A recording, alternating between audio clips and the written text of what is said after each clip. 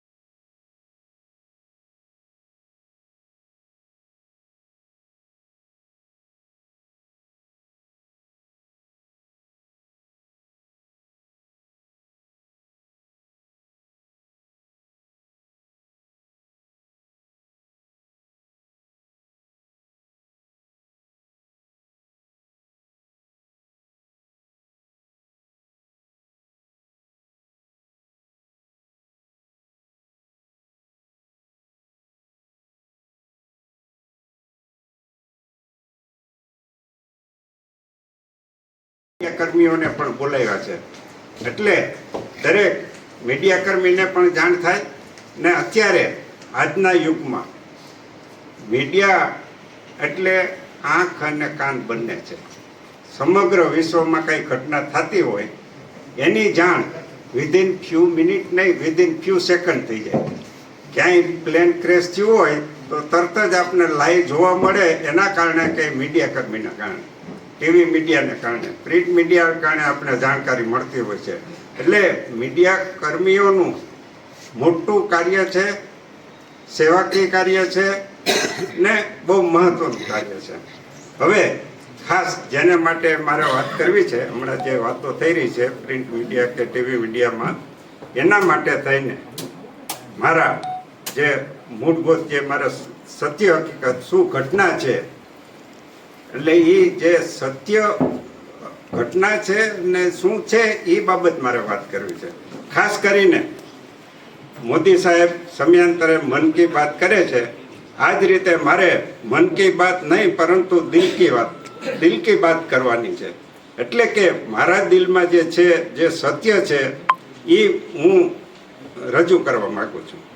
મહાત્મા ગાંધીજીએ ઘણી બુકો લખેલી છે, તે પૈકી એક સત્યના પ્રયોગો બુક છે, જેનો સાર માત્ર એટલો જ છે કે સત્યને વળગી રહેવું, સ્ટીક વિથ ધ ટ્રુથ। એટલે આપણે પણ અમારે હવે પ્રશ્ન એ થાય કે સાચા સત્ય કોને કહું? સાચા હોવું એટલે શું? જાતને છેતરા વિના ને કોઈને નડ્યા વિના તમને જે સાચું લાગે તે કરવું. દુનિયા તમને સાચાઓનું સર્ટિફિકેટ આપે કે ના આપે કોઈ ફરક નથી પડતો. એટલે વાત હવે મહત્વની વાત મીડિયા કર્મીઓ સમક્ષ મારે એ જ કરવાની કે મીડિયા સમક્ષ જે કાંઈ વાત થાય, થોડા તારીખ 9/2/26 રોજે મેં મીડિયા સમક્ષ વાત કરેલી છે. પોલીસ કર્મીઓ હાજર હતા, વાલીઓના પ્રતિનિધિઓ હાજર હતા, એની સમક્ષ મેં વાત કરેલી હતી. એટલે એમાં ખાસ તો અત્યારે જે 2-3 પ્રશ્નોના જે ચર્ચાઓ અને જે વાતો થઈ રહી છે એ જે કાંઈ વાલીઓના પ્રશ્નો છે, મુખ્યત્વે વાલીના 2-3 પ્રશ્ન હતા. અમારા વાલીઓનો એ પહેલો પ્રશ્ન એવો હતો કે મને પહેલો જ પ્રશ્ન પૂછવાનો કે ભાઈ આ સંસ્થા કોણે બનાવી? હવે મેં એમને કીધું કે ભાઈ આ સંસ્થા 1968 57 વર્ષ પહેલાં આપણા જ્ઞાતિજનોએ અને જ્ઞાતિના વડીલોએ આ સંસ્થા ઊભી કરેલી છે. હવે બીજો પ્રશ્ન કે આ સંસ્થાની માલિકી કોની? બટ નેચરલ માલિકી કોની હોય? આપણું આ સંસ્થા છે ચેરિટેબલ ટ્રસ્ટ એક્ટ નીચે નોંધાયેલું છે ને ટ્રસ્ટની તમામ મિલકતોની માલિકી પટેલ કેળવણી મંડળની છે. હવે કોઈ ખોટાચી વાત કરે કે આ મારી માલિકીની છે ને ટ્રસ્ટની માલિકીની છે ને ટ્રસ્ટીની માલિકીની છે ને ખોટી વાત છે. માત્ર ને માત્ર ટ્રસ્ટ માલિક હોય, બધી જ્ઞાતિના કોઈ પણ જ્ઞાતિનું ટ્રસ્ટ હોય એની મિલકતોનું માલિક ટ્રસ્ટ હોય, જે તે ટ્રસ્ટ હોય, ટ્રસ્ટી ના હોય. એટલે બીપીટી એક્ટમાં આ બાબતનું કાંઈ બહુ જાજી ચર્ચા કરવાની જરૂર નથી. આ વાત બીપીટી એક્ટ, આપણું જે બોમ્બે પબ્લિક ટ્રસ્ટ એક્ટ છે, મહારાષ્ટ્રને આપણે બંને માટે એપ્લિકેબલ થાય છે. એટલે બીપીટી એક્ટ મુજબ trustees are the custodian of the trust property, they are not owner. કાયદો સેક્શનમાં સ્પષ્ટ કહેવામાં આવ્યું છે trustees are not owner of the property, they are custodian. અમે રખેવાળ છીએ, એના માલિક નથી. એટલે આવી કોઈ વાતો ખોટી થતી હોય તો કરવી નહીં. બીજું, સોશિયલ મીડિયામાં એવા મેસેજ ફરે છે કે કેળવણી મંડળ સંચાલિત કન્યા છાત્રાલયના બાથરૂમમાં એક યુવક 24 કલાક રોકાઈ ગયો છે. હવે તમને સ્પષ્ટ રીતે મારે માહિતી આપવાની છે કે અમારી જે આપણી બાજુમાં જ છે, અહીંયા બાજુમાં જ અમારા છાત્રાલયના રૂમો આવેલા છે. અમારા બાથરૂમ ચારે ખૂણા ઉપર આવેલા છે. એના બંને બાજુ લોખંડની ગ્રીલો આવેલી છે, એને લોક કરી દેવામાં આવે છે. રાત્રિના કોઈ પણ અજાણી વ્યક્તિ નહીં, પણ અંદરની દીકરી બહાર ન જઈ શકે, બહાર દીકરી રહી ગઈ હોય તો અંદર ના આવી શકે એવી વ્યવસ્થા છે. આજની કે 2-5 વર્ષની છે, છેલ્લા 50 વર્ષથી મોલા પટેલ હતા ત્યારથી આ વ્યવસ્થા છે કે અમારી દીકરીઓ અંદર હોય એને લોક લાગી જાય, એ સંપૂર્ણ રીતે સુરક્ષિત છે અમારી દીકરીઓ ને એની અમે કાળજી રાખીએ છીએ. વર્ષોથી કાળજી રાખવામાં આવે છે. એટલે આવી બાબતની ખાસ કરીને જે દીકરીઓ 24 કલાક રોકાઈ ગયો બાથરૂમમાં, એ વાત કરનાર મીડિયા સમક્ષ એ ભાઈ વાત કરે છે, એ વાલીની દીકરી જ છે. એ દીકરી આમાં જ છે, અમારી છાત્રાલયમાં જ છે. એનો અર્થ એવો થાય કે એ છોકરો બાથરૂમમાં હતો અને બાજુના પાસે એક બાથરૂમ ના હોય, 5-10 બાથરૂમ હોય, એના બાજુમાં બાથરૂમમાં એની દીકરી ઉપયોગ કરતી હતી, એને ખબર ના પડી. પણ સદંતર આ વાત ખોટી ઉપજાવી કાઢેલી છે. આવી વાતને મહત્વ ના આપવું જોઈએ, વાતનું વતેસર કરે. ખરેખર આ લોકોને કહેવાનું એમ હતું કે ભાઈ આવી વાત થાય તો મન દુભાય. અમે અમારી જ દીકરીઓ છે, અમારી એક દીકરી નથી, 1000 દીકરીઓ છે ને દીકરીના અમે કેરટેકર, અમે એના વાલી છીએ. એટલે અમારી દીકરી માટે આવું કહે તો મારું તો દિલ દુભાય, અમારા દરેકનું દિલ દુભાય. એટલે ખરેખર આપણી જ દીકરીઓને માટે આવી વાતો ના કરવી જોઈએ. પણ વાત એવી છે કે તો દીકરો આવી ગયો ને શું થયું? તો હવે પ્રશ્ન એવો છે, આ મૂળભૂત પ્રશ્ન છે કે 7/10/2025 રોજ એઆઈ સેમિનાર હતો, કોનો? ડીઓ ઓફિસ તરફથી. એમાં આ એઆઈ સેમિનારમાં સમગ્ર જુનાગઢ જિલ્લાના સરકારી સ્કૂલ અને ગ્રાન્ટેડ સ્કૂલના પ્રિન્સિપાલ એને સંલગ્ન સ્ટાફને અત્રે બોલાવવામાં આવ્યો હતો ને આ જ હોલમાં એમને માગણી કરી. તો ડીઓ ઓફિસમાં હોય એજ્યુકેશનલ પર્પઝ, એઆઈનું બહુ મહત્ત્વ છે અને સમજણ જરૂરી છે. ને આજે as on today global AI summit છે, મોદી સાહેબે આયોજન કર્યું છે, દિલ્હીમાં આયોજન થઈ રહ્યું છે. સમગ્ર વિશ્વમાંથી 100 કરતાં વધારે નિષ્ણાતો આવ્યા છે, 300થી વધારે કંપનીઓ પાર્ટિસિપેટ થઈ રહી છે. એટલે એઆઈનું મહત્વ છે. અને અમે એઆઈનો આ સેમિનાર રાખ્યો અને મેં એપ્રુવલ આપી દીધી અને સેમિનાર રહ્યો. હવે સેમિનારમાં પાર્ટિસિપન્ટ કોણ હોય? સમગ્ર જિલ્લાના સરકારી અને ગ્રાન્ટેડ સ્કૂલના પ્રિન્સિપાલો. હવે એને આવે તો અમે તે દિવસે 2-4 વધારાના વોચમેન કે અમે રાખ્યા હોય, સ્ટાફ અમે વધારી દીધું હોય આવા કોઈ પણ કાર્યક્રમ હોય ત્યારે. તો અમે વોચમેનને પણ ઇન્સ્ટ્રક્શન આપ્યું કે ભાઈ આ બધા વેલ્યુએબલ પ્રિન્સિપાલ જુદા જુદા. હવે એક તો અમારા માટે ગૌરવની વાત છે કે આખા જુનાગઢ જિલ્લાના પ્રિન્સિપાલ આવીને અમારી સંસ્થાની મુલાકાત લે, અમારી સંસ્થાની વ્યવસ્થા જુએ. એટલા માટે અમને તો બહુ આનંદ થયો અને બધા આવ્યા. પણ આમાં ઘણી વખત આવો ગેરલાભ થતો હોય. એમાં આવતો હોય તમે કોઈને આઈડેન્ટિટી કાર્ડ તો ઓલો આઈ કાર્ડ તો મગાય નહીં કોઈ પાસે, તો કોણ પ્રિન્સિપાલ છે ને કોણ સ્ટાફ છે ખબર ન પડે. તો એમાં એક યુવક જે કે આવારા કહી શકીએ એવો યુવક બિન અધિકૃત રીતે અંદર આવી ગયો. હવે અંદર તો આવી ગયો, આવ્યા પછી ત્યાંથી પ્રવેશ થઈ ગયો. તો અહીંયા આગળ અત્યારે તમે જોયું હશે અમારા વોચમેન 2-3 ગોઠવાયેલા છે. તો ત્યારે ગોઠવાયેલા એને જોયું કે આ ફૂલ પ્રૂફ વ્યવસ્થા છે તો અંદર જવાય એમ નથી. તો પાછો પરત ફરવાનો પ્રયત્ન કર્યો છે. તો અહીંયા 2 હતા, ત્યાં 4 જોવા મળ્યા. તો જાવું ક્યાં? તે સાઈડમાં દોડીને જવા ગયો. તો દીકરીઓની જે હોસ્ટેલ છે એ તરફનો ડેડ એન્ડ છે, ત્યાંથી જવાય નહીં. એટલે કોર્નરના બાથરૂમમાં ક્યાંક સંતાઈ ગયો કે જે માત્ર ને માત્ર વાલીઓના ઉપયોગ માટે એ બાથરૂમ બનાવવામાં આવેલ છે. એ બાથરૂમનો ઉપયોગ હું છેલ્લા 5 વર્ષ ત્યાં આ વ્યવસ્થાનો હું પ્રમુખ છું, પણ 50 કે 55 વર્ષ ત્યાં દાદા હતા ત્યારથી હું તમને કહું કે એક પણ દીકરીએ એ બાથરૂમનો ઉપયોગ કર્યો નથી, કરતી નથી અને કરવાની નથી. કારણ કે એના માટે છે ને પૂરા સંપૂર્ણ વ્યવસ્થા અંદરના ભાગમાં છે. એટલે આ બાબત ખોટી છે. બીજી વાત કે આવી વાતો થાય ત્યાં અમે તો દુઃખી થયા જ છીએ. અમારી દીકરીઓને પણ પોતાને બહુ ફિલિંગ થઈને શું કહેવાય કે એને એમ થઈ જાય કે અમારા કેરેક્ટર ઉપર આ એક હુમલો છે. તો અમને પણ એક લેખિત રજૂઆત દીકરીઓ કરી કે સાહેબ તમે આનું કંઈક કરો.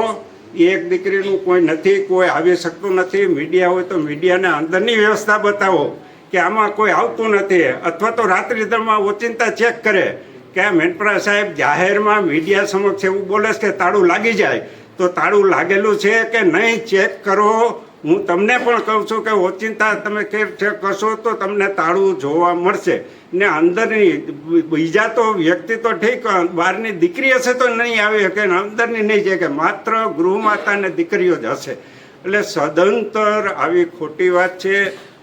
જે અંદર રહી ગયો એ ખોટી વાત છે. બહાર કેમ રહ્યો એ એનો કાર્યક્રમ હતો ને એનો દુર્ભાગ લઈને ભાઈ આવી ગયો ને સંતાઈ ગયો ને નીકળી ગયો ને અમે એને જે કાંઈ વ્યવસ્થા કરવાની કરતો હતો ને એ પાછા આવારા તત્વોનો અમે કહી તો એની પાસે જેમ પોલીસ લે એટલે અમે એને પૂછ્યું કે ભાઈ કોણ છે?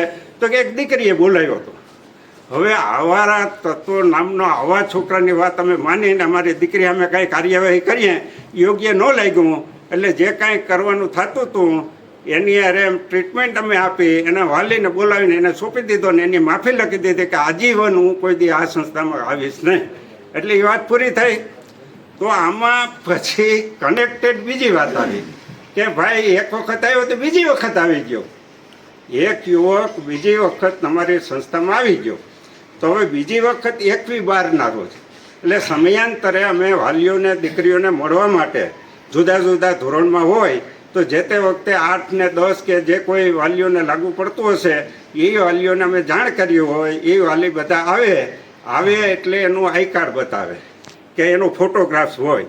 તો એનો જેનો ફોટોગ્રાફ હોય તો પછી મારી દીકરી આમાં છે એટલે ત્યાંથી એની દીકરીને બહાર બોલાવી દેવામાં આવે. એ વાલીને મળે, 2-4 કલાકનો ટાઈમ આપ્યો, ગ્રાઉન્ડમાં રોકાય, નાસ્તા પાણી કરે અને મા બાપ સાથે વાત કરે. આવી વ્યવસ્થા મોલા પટેલ વખતથી છેલ્લા 50 વર્ષથી આવી વ્યવસ્થા છે. હવે એમાં આવું બનતું હોય. આ જો ઘણી વખત મોબાઈલની વાત છે, અમે સ્ટ્રિક્ટલી અહીં મોબાઈલ દીકરીઓને રાખવા નથી. આ બધી દીકરો એમ કહે ને કે 24 કલાક છોકરો ઘૂસી ગયો. મીડિયા સમજ થઈ, મેં કીધું કોઈ છોકરો નહીં, મોબાઈલ ના ઘૂસી શકે. અમારા પ્રિમાઇસીસમાં મોબાઈલ ના આવી શકે એવી ફૂલ પ્રૂફ વ્યવસ્થા છે. સંપૂર્ણ મારી દીકરીઓ સુરક્ષિત છે. પણ દીકરીઓ સ્કૂલ કે કોલેજે જાય તો ગામની દીકરી પાસેથી મોબાઈલ લઈને વાત કરે એની ઉપર we don't have any control. એ તો વાત કરી શકે, એના ઉપર અમે કેવી રીતે કંટ્રોલ કરી શકીએ? તો એક દીકરીએ બહારની દીકરી પાસેથી મોબાઈલ ઉપરથી એના મિત્રને, સુરતની દીકરી હતી, એ દીકરીએ એના મિત્રને કીધું કે 21 તારીખે વાલી મળવા આવે ત્યારે તું અહીંયા આવી જાજે. તો એ બધા વાલી આવતા હોય તો આવતો હોય ત્યારે અમે વોચમેનને પહેલેથી જ કીધું કે આવું બને ને, મળવા આવતા હોય ત્યારે કોઈ આવી ન જાય, તમે ખાસ ધ્યાન રાખજો, અમારી સૂચના છે એને. તો અમારા વોચમેનને દરેકને આવે તો હું જાઉં ઓફિસ તરફ જઈને એને કાર્ડ બતાવવાનું હોય, પછી દીકરીને બોલાવી દઈએ. ઓલો છોકરો ત્યાં જવાનું બોલે આગળ વધવા માંડ્યો. એટલે 15-20 ફૂટ આમ સીધો આવેલો ને વોચમેનને ડાઉટ ગયો કે આરો અંદર આમ ક્યાં જાય, તો ને પાછો યુવક હતો એટલે શંકા ગઈ, પણ એનો કદાચ દીકરીનો ભાઈ હોય તો વોચમેનથી એને કાંઈ પૂછપરછ થતી નથી. એટલે બીજા વાલીને કીધું કે ભાઈ આને પૂછો, મને આમાં શંકા જાય છે. એટલે એણે ઓલા ભાઈને પૂછ્યું, ઓલા છોકરાને કે ભાઈ તું ક્યાંથી આવવાના? અંતે વાલી થોડી કડકાઈથી પૂછી કરે તો ઓલો ગભરાઈ ગયો, દોડીને બહાર ભાગ્યો. એટલે એ પાછળ દોડ્યા. એટલે બધાને એમ કે એનું પર્પઝ તો ખબર ન પડે, એટલે મીંડા કહેવા ચોર ચોર મીંડા કરવા. તો પોલીસ સાદા ડ્રેસમાં બહાર હતી, એણે તરત પકડી લીધો ને અંદર આવ્યા. તો વાલીઓ તો એટલા 200, 100, 150, 200ની સંખ્યા હોય તે કાબૂમાં ના રહીએ, એની રીતે મીંડા ટ્રીટમેન્ટ આપવા એની. પછી એને ત્યાં પોલીસ આવી ગઈ, તો પોલીસનું વાને નજીક હતું, પોલીસ વાન અંદર આવી ગયું ને એને અંદર લઈ ગયા. મીનવાઇલ આવું કાંઈ પણ બને એટલે તાત્કાલિક શું થાય, અમારા કેમ્પસ ડાયરેક્ટરને જાણ કરવામાં આવે. તો એને કર્યું, એટલે દોડતા એ આવ્યા ને મને ફોન કર્યો કે સાહેબ આવું બન્યું છે ને હું આવું. બપોરનો સમય હતો, હું આરામમાં હતો, હું ઊંઘતો હતો. મેં કાંઈ વાંધો નહીં આપીને હું તો પાછો આરામમાં આવ્યો, હું ઊંઘી ગયો. તો થોડી વાર પછી અમારા વાઇસ ઉપપ્રમુખ છે રતિભાઈ, એ મને કહે સાહેબ આવું બન્યું ને હું સંસ્થાએ આવી ગયો. મેં કાંઈ વાંધો નહીં, મૂકીને સૂઈ ગયો. 5 મિનિટ પાછું મને કે અર્જન્ટ આવી જાઓ તાત્કાલિક. મેં કીધું હું દોડતો આવ્યો. તો ખરેખર મારો મોબાઈલ હું ઘરે ભૂલી ગયો ને હું આવ્યો વર્ડ ટુ વર્ડ જે બન્યું છે તમને વાત કરું કે હું આવ્યો એટલે મેં જોયું તો પરિસ્થિતિ, મારે ગાડી કાઢવાનો ટાઈમ નહોતો, સ્કૂટર લઈને આવ્યો. બહારથી હું અંદર દાખલ જોયું તો એટલા બધા મેં જોયું કે આ ગાડી પોલીસની વાન હતું, પોલીસને વાનને હચમચાવતા હતા બધા. 200 વાલીઓનું ટોળું જોયું તો મને એમ થયું કે કાંઈક તકલીફવાળું તો છે, પણ મને તો ખબર નહોતી. ત્યાં મીનવાઇલ વાલીઓનું ઉગ્ર વાતાવરણ જોયું. ટ્રસ્ટીને બોલાવો એવું થતું હતું. તમારા કર્મચારીઓને એમ થયું કે આપણા પ્રમુખ સાહેબ કાંઈ ન થાય. તો 1-2 કર્મચારી મારી પાસે આવીને 2 બાજુ ઊભીને મને અંદર કાર્યાલયમાં લઈ ગયા. અંદર લઈને હું બેઠો તો આપણા પીએસઆઈ ગોયલ સાહેબ આવ્યા. અને હું બેઠો તો તરત આવ્યા ને આવતા હતી તો પોલીસની ભાષામાં મને વાત કરી કે હું બધું આ થઈ રહ્યું છે. મેં કીધું સાહેબ તમને જેટલી ખબર છે એટલી મને ખબર છે. હું આવીને બેઠો ને તમે આવીને બેઠા, એટલે અમારો ઉપપ્રમુખ છે તમને વાત કરે. એને બધી સવિસ્તર વાત કરી. સાહેબે બહુ બીજા 1-2 બોલાવી, બહુ સારી રીતે સમજણ સાહેબે પીએસઆઈ સારી ટ્રીટમેન્ટ આપી. પછી એને પોલીસ વાનમાં 4 વાલીઓને બેસાડીને પોલીસ સ્ટેશને લઈ ગયા. પોલીસે ઓલા છોકરાને લઈ ગયા. પોલીસે એની ભાષામાં એને ટ્રીટમેન્ટ આપી. એટલે એની બધી બોલી ગયો કે ભાઈ સુરતનું છું, અમારી સોસાયટીમાં એક દીકરી રહી, એનો ફોન હતો, એણે બોલાવ્યો હતો એટલે હું આવ્યો હતો. પછી કે કોણ છોકરી? તો એને છોકરીનું નામ આપી દીધું. તો 4 વાલી ભેગા ગયા હતા ને, એમાંના 1 વાલીની દીકરી હતી. એટલે એને કીધું કે ભાઈ આ તો તમારી જ દીકરી છે. પોલીસવાળા કે શું કરવું, અમે તો આગળ મીડિયાવાળા આવશે ને અમે બધે આપી દેશું. ફરિયાદ કરવી ફરિયાદ લખી લઈએ. ઓલા કે ભાઈ અમારે ફરિયાદ કરવી નથી, કાંઈ કરવું નથી. તો અમારા ટ્રસ્ટી ભેગા ગયા હતા. એ કે ભાઈ અમારે એને વાલીને ફરિયાદ ન કરવી તો અમે અમારી એ ઘટે, એટલે અમે ફરિયાદ ન કરીને આવતા રહ્યા. હવે પરિસ્થિતિ આ બંને વાતમાં આવી છે. મેઇન દુઃખની મને વાત એ છે કે અમારી સંસ્થા, તમે આગળ જોયું હશે, આગળ મંદિર છે, અમારે માતાજીનું મંદિર છે. અંદરની હોસ્ટેલ એટલે આ દીકરીઓ એટલે માતાજી જ છે બધી. તો હવે એના વિશે ખોટી ભ્રામક ઉપજાવી કાઢેલી વાત કરે, હૃદય દ્રવી ઉઠે ને ત્યાં સુધી તો વાંધો પડે. એટલે હવે વાંધો પડે એટલે શું, મારામાંથી તો ન થાય, લીગલી થતી હોય. એટલે મેં આવતા મારે જરૂર પડી. આ તો હવે ફેર તમે માગ્યું છે મારા કે મારી વાત પૂરું કરવો, એટલે શા કારણો થાય એનું કારણ બતાવો કે મેં આવતા મારે તો શું કરવાનું કે હું પોતે ચાર્ટર્ડ એકાઉન્ટન્ટ છું. ઓફિસ કીપિંગની જે જરૂર હતી મેં વ્યવસ્થિત કરી દીધું. પછી મેં કીધું કે આ ટ્રસ્ટીઓની જગ્યા ખાલી છે તો ટ્રસ્ટી વેકેન્ટ ન રખાય. 13 હતા 2 ટ્રસ્ટી ભરવાના હતા. એટલે મેં એના માટેનો એજન્ડા બહાર પાડી ટ્રસ્ટીઓ ભરવાની વાત કરી. અમે ફેરફાર રિપોર્ટ રજૂ કર્યો, તેના અમે વર્ધા અરજી આવી. એટલે એનો રથ એમ થાય કે હું કાર્ય કરતો હતો એના સામે કે ભાઈ આને નથી. એનું રીઝન હોય તો જનરલી એને તકરારી કેસ કહેવાની 2-3 વર્ષ સુધી પેન્ડિંગ રહ્યો. પછી એનો વાંધારતીનો મારી ફેવરમાં ચુકાદો આવી ગયો કે જે સાહેબે કર્યું છે એ બરોબર છે. તો એનો અર્થ એમ થાય કે ભાઈ મદદની ચેરિટી કમિશનર મારી ફેવરમાં ઓર્ડર આપી દીધો. તો એ લોકો શું કરે, એ અપીલમાં ગયા જોઈન્ટ કમિશનર કે ત્યાં મેં મારી રજૂઆત કરી કે સાહેબ મેં કંઈ ખોટું કર્યું નથી, જે વિધિ જે પ્રોસિજર મુજબ આ છે હિસ એન્ડ ધેટ મેં મારી ફેક્ટથી રજૂઆત કરી. સાહેબ ત્યાં બંને પક્ષને સાંભળીને એમ કીધું કે મારી રજૂઆત બરોબર છે, મદદની ચેરિટી કમિશનરનો જે કાંઈ ઓર્ડર છે એ લીગલ અને પ્રોસિજર મુજબનો છે. એટલે એને મારે એને અપીલ ડિસેલાવ કરીને મારી ફેવરમાં આપ્યું. પછી એ લોકો કોર્ટમાં ગયા. તો કોર્ટે કે એને કોર્ટમાં તો શું કહેવું, રજૂઆત તો કરવી પડે. એનો મને જોડ્યો એમાં, અને મારી જે બીજા ટ્રસ્ટીઓ છે એને જોડ્યા, અને મદદની ચેરિટી કમિશનર જોડ્યા, અને જોઈન્ટ ચેરિટી કમિશનરને પણ જોડ્યા. ને દરેકની સામે એણે નોટિસ આપીને એને પહેલો જ મુદ્દો એવું થાય કે મદદની ચેરિટી કમિશનરનો ઓર્ડર ખોટો અને ગેરકાયદેસરનો છે. જોઈન્ટ કમિશનરનો ઓર્ડર ખોટો અને ગેરકાયદેસરનો છે. પછી ડિસ્ટ્રિક્ટ કોર્ટમાં આવ્યું. ડિસ્ટ્રિક્ટ કોર્ટે બધી રજૂઆતો સાંભળ્યા પછી ડિસ્ટ્રિક્ટ કોર્ટે એવું રૂલિંગ આપ્યું કે જે કાંઈ ઓર્ડર છે મદદનીશ ઇટ ઇઝ આ લીગલ વન, કાયદેસરનો ઓર્ડર છે એવું આપ્યું. એટલે હવે વાત ત્યાંથી અટકી. પછી આવા કારણોસર હવે આવી તકનો લઈને પોતા વાંધા તકરા લઈને કોઈના પોતાને હું ઈચ્છા હોય મને ખબર નથી, પણ આવું અંદર ચાલે છે એ મારે સ્વીકાર કરવો પડે છે ને બધું કરે છે. તો એનો સમય ટાઈમી solution I want to stick with the truth. મેં શરૂઆત જ કરી, હું સત્યને વળગી રહું. હું 2 ને 2 ચાર્ટર્ડ એકાઉન્ટ 4 બોલું, તમને 3 ગમે અને 5 ગમે તો મને જરાય ચિંતા ના હોય. અલ્ટિમેટલી તમને બંનેને સમજાઈ જાય કે મેનપરા સાહેબ 4 બોલાય વાત સાચી છે. એટલે ખરેખર ખોટું કર્યું નથી, કરવું નથી, ને સેવા થાય તો કરવી છે, ન થાય તો થયું. આ ધરાજ સેવા કોઈ ધરાજ ન કરાય. એટલે બધાને ગમે છે. દીકરીઓએ મને અત્યારે જ સવારે આવીને કેટલી દીકરીઓ કહેતો કે મેનપરા સાહેબ આનું કાંઈક કરો. વાલીઓના કેટલાના ફોન આવ્યા મને કે આનું કાંઈક કરો. એટલે બેય મધ્યમ વર્ગ જે વાંધો લેવાવાળા વાંધો લેતા હોય ને એની રીતનો પ્રચાર કરે, સપોર્ટ કરવાવાળા સપોર્ટ કરતા હોય. આજે મારી પાસે 2-3 વાલીના લેટર આવ્યા, હવે મેં ખોલ્યો નહોતો, આવીને ખોલ્યો.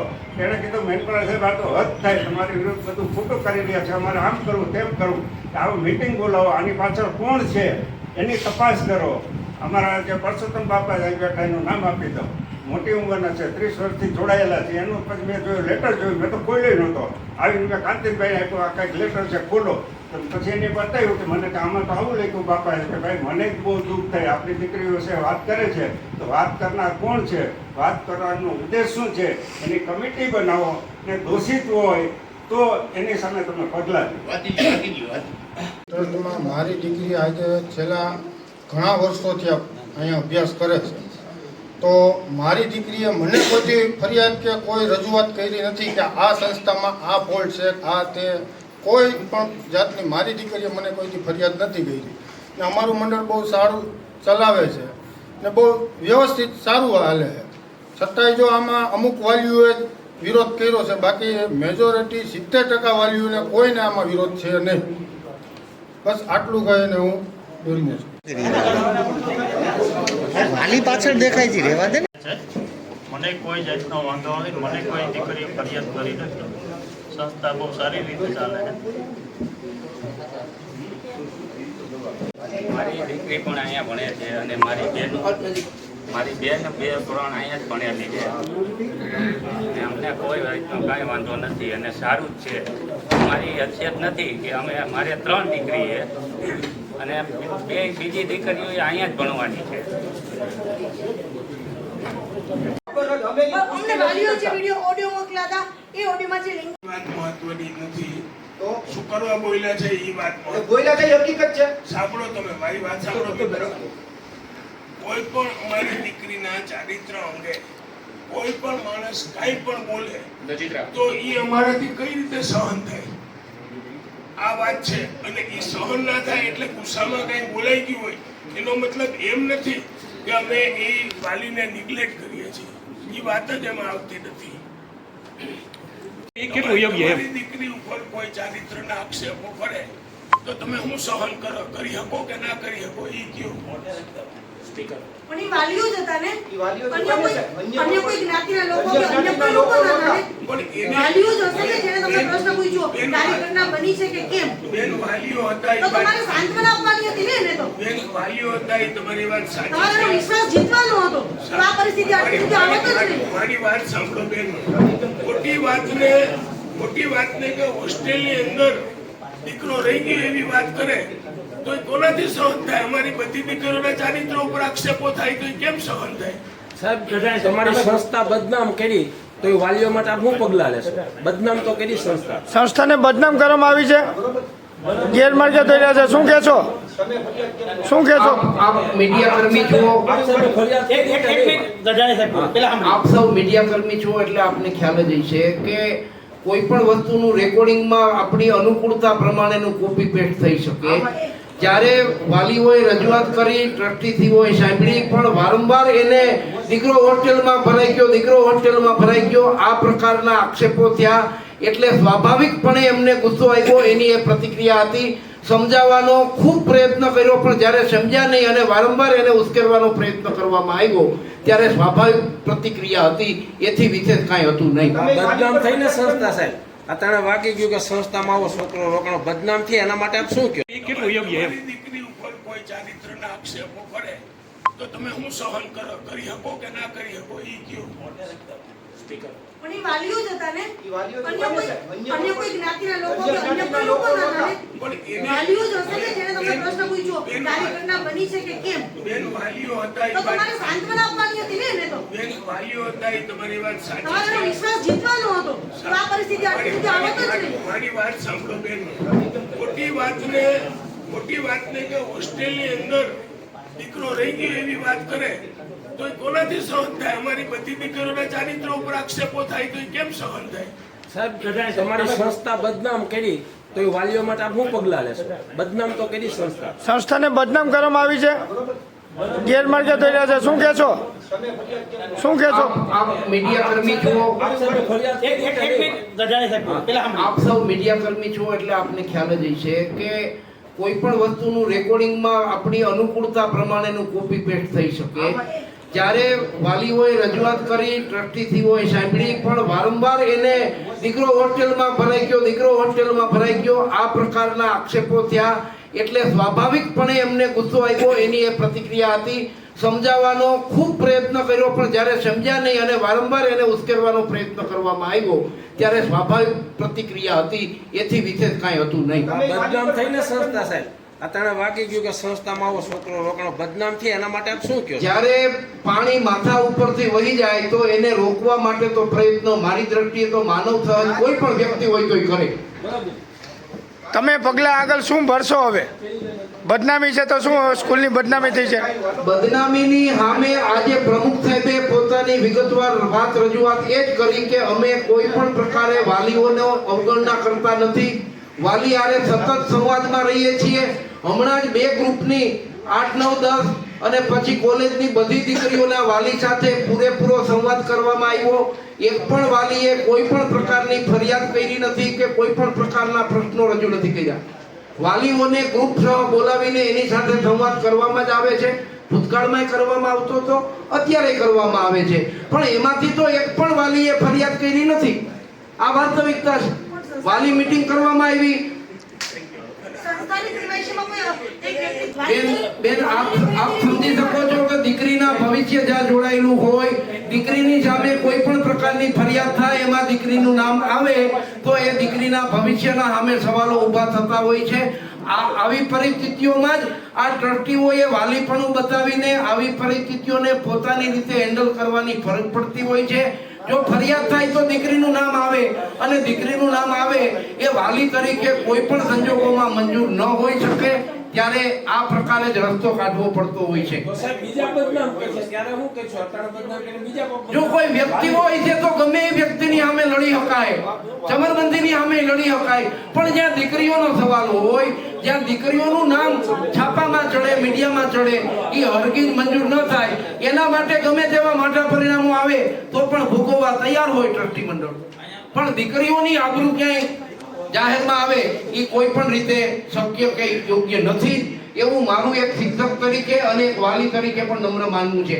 અહીંયા બેઠેલા આપ સૌને જેને દીકરીઓ છે એને ખ્યાલ હશે કે દીકરીના વિષયો બહુ સેન્સિટિવ હોય. પોલીસ ફરિયાદ કરવામાં પટેલ કરોણી મંડળને કાંઈ 1 મિનિટની વાર લાગે, એમાં કાંઈ મોટો વિષય નથી. ગમે તેની સામે પોલીસ ફરિયાદ લખાવી શકાય. પણ દુઃખ સાથે કહેવું પડે કે એમાં દીકરીનું નામ આવે અને દીકરીનું નામ આવે તો એવી ફરિયાદ કાઢવી જ પડે અને એના માટે કંઈ ભોગવવાનું થાય તો ભોગવવાની તૈયારી રાખવી પડે. ધન્યવાદ. જ્યારે પાણી માથા ઉપરથી વહી જાય તો એને રોકવા માટે તો પ્રયત્ન મારી દ્રષ્ટિએ તો માનવ સહજ કોઈ પણ વ્યક્તિ હોય તો કરે. તમે પગલા આગળ શું ભરશો? હવે બદનામી છે તો શું સ્કૂલની બદનામી થઈ છે? બદનામીની સામે આજે પ્રમુખ સાહેબે પોતાની વિગતવાર વાત રજૂઆત એ જ કરી કે અમે કોઈ પણ પ્રકારે વાલીઓને અવગણના કરતા નથી. વાલી આરે સતત સંવાદમાં રહીએ છીએ. હમણાં જ 2 ગ્રુપની 8, 9, 10 અને પછી કોલેજની બધી દીકરીઓના વાલી સાથે પૂરેપૂરો સંવાદ કરવામાં આવ્યો. એક પણ વાલીએ કોઈ પણ પ્રકારની ફરિયાદ કરી નથી કે કોઈ પણ પ્રકારના પ્રશ્નો રજૂ નથી કર્યા. વાલીઓને ગ્રુપ સહ બોલાવીને એની સાથે સંવાદ કરવામાં જ આવે છે. ભૂતકાળમાં કરવામાં આવતો હતો, અત્યારે કરવામાં આવે છે. પણ એમાંથી તો એક પણ વાલીએ ફરિયાદ કરી નથી. આ વાસ્તવિકતા છે. વાલી મીટિંગ કરવામાં આવી. બેન આપ સમજી શકો છો કે દીકરીના ભવિષ્ય જ્યાં જોડાયેલું હોય, દીકરીની સામે કોઈ પણ પ્રકારની ફરિયાદ થાય એમાં દીકરીનું નામ આવે તો એ દીકરીના ભવિષ્યના સામે સવાલો ઊભા થતા હોય છે. આવી પરિસ્થિતિઓમાં જ આ ટ્રસ્ટીઓએ વાલીપણું બતાવીને આવી પરિસ્થિતિઓને પોતાની રીતે હેન્ડલ કરવાની ફરજ પડતી હોય છે. જો ફરિયાદ થાય તો દીકરીનું નામ આવે અને દીકરીનું નામ આવે એ વાલી તરીકે કોઈ પણ સંજોગોમાં મંજૂર ન હોઈ શકે. ત્યારે આ પ્રકારે જ રસ્તો કાઢવો પડતો હોય છે. જો કોઈ વ્યક્તિ હોય છે તો ગમે એ વ્યક્તિની સામે લડી શકાય, ચમરબંધીની સામે લડી શકાય. પણ જ્યાં દીકરીઓનો સવાલ હોય, જ્યાં દીકરીઓનું નામ છાપામાં ચડે, મીડિયામાં ચડે, એ હરગીજ મંજૂર ન થાય. એના માટે ગમે તેવા મોટા પરિણામો આવે તો પણ ભોગવવા તૈયાર હોય ટ્રસ્ટી મંડળ. પણ દીકરીઓની આબરૂ ક્યાંય જાહેરમાં આવે એ કોઈ પણ રીતે શક્ય કે યોગ્ય નથી એવું મારું એક શિક્ષક તરીકે અને એક વાલી તરીકે પણ નમ્ર માનવું છે. અહીંયા બેઠેલા આપ સૌને જેને દીકરીઓ છે એને ખ્યાલ હશે કે દીકરીના વિષયો બહુ સેન્સિટિવ હોય. પોલીસ ફરિયાદ કરવામાં પટેલ કરોણી મંડળને કાંઈ 1 મિનિટની વાર લાગે, એમાં કાંઈ મોટો વિષય નથી. ગમે તેની સામે પોલીસ ફરિયાદ લખાવી શકાય. પણ દુઃખ સાથે કહેવું પડે કે એમાં દીકરીનું નામ આવે અને દીકરીનું નામ આવે તો એવી ફરિયાદ કાઢવી જ પડે અને એના માટે કંઈ ભોગવવાનું થાય તો ભોગવવાની તૈયારી રાખવી પડે. ધન્યવાદ.